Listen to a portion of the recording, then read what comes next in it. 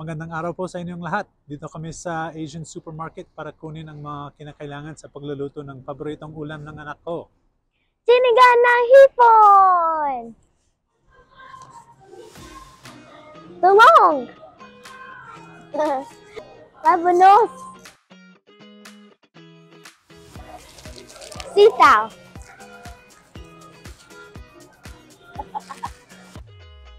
Kangkong! Sili! Sibuyas! Sinigang mix! Patis!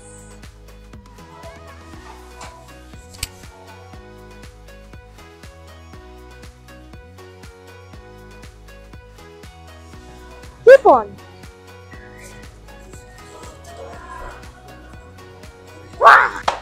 Okay, bago tayo magluto ng ating sinigang na hipon, gusto ko lang sabihin sa inyo na meron tayong contest na gagawin kung saan isa sa inyo makakakuha ng $25.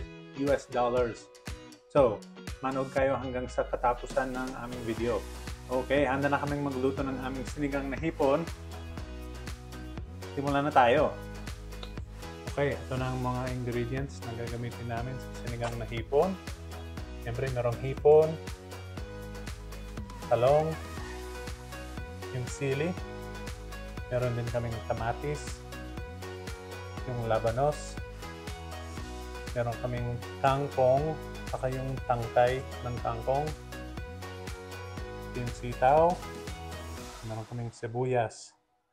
Yung pampalasa sa sabaw, itong mamasitas, sinigang sa sampalok, yung patis. Pinainit na namin yung lutuan, ilalagay namin yung mantika. Ang unang gagawin namin, igigisa namin yung sibuyas. Okay, patayin yun.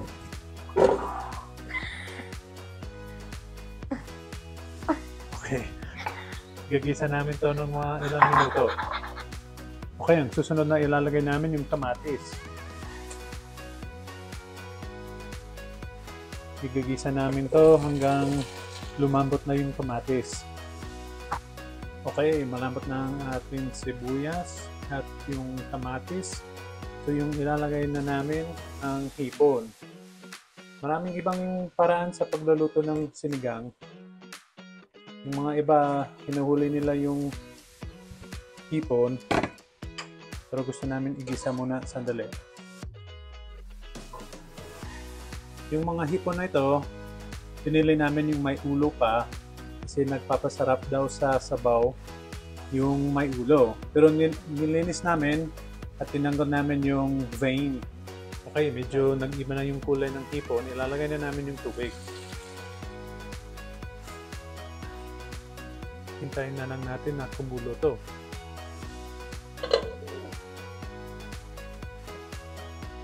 Okay, kumukulo na itong sinigang natin. Tatanggalin ko muna yung mga hipon para hindi lumambot ng sobra, saka para may lugar na iluto yung mga gulay. Medyo maliit ang aming lutuan. Kumukulo na ulit yung sabaw, ilalagay ko na yung sitaw at labanos. Ilalagay ko na rin yung talong.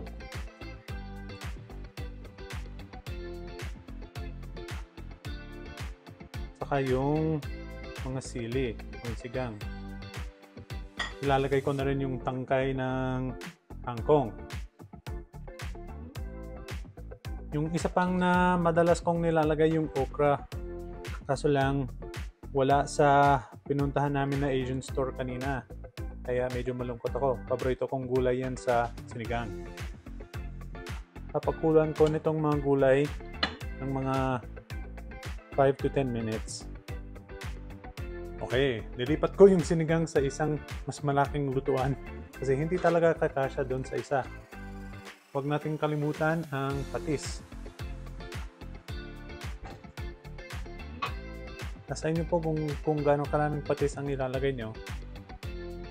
Ilalagay ko ngayon yung sinigang mix. So, sobrang daming sinigang namin. Dalawa ang ginagamit kong mix. Paborito namin tong mamasitas pero nasa inyo din gamitin yung paborito nyo. Mas masarap syempre kung may fresh na sampalok. Pero wala sa amin yan. Papakuluan ko to ng konti pa. Okay, luto na ang mga gulay. Babalik ko ngayon yung hipon.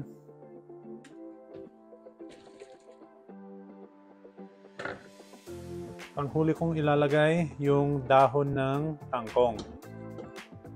Mabilis maluto to.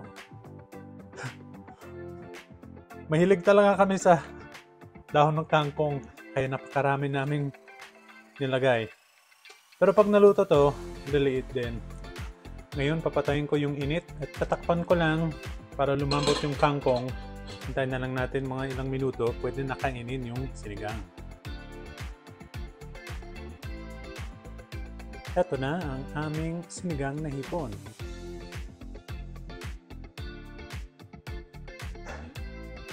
Alright, time to taste our sinigang. Ready for taste test? Yeah.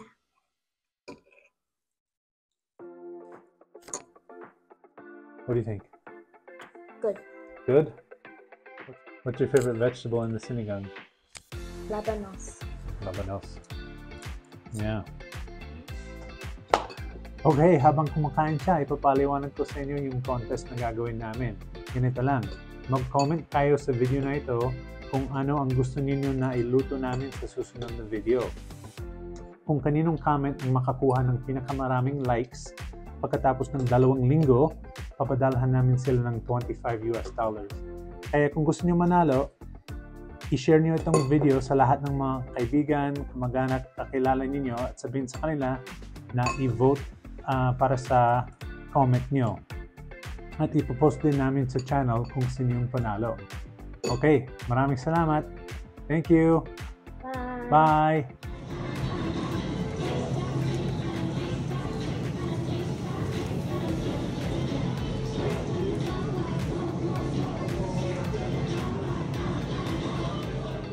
Tag home.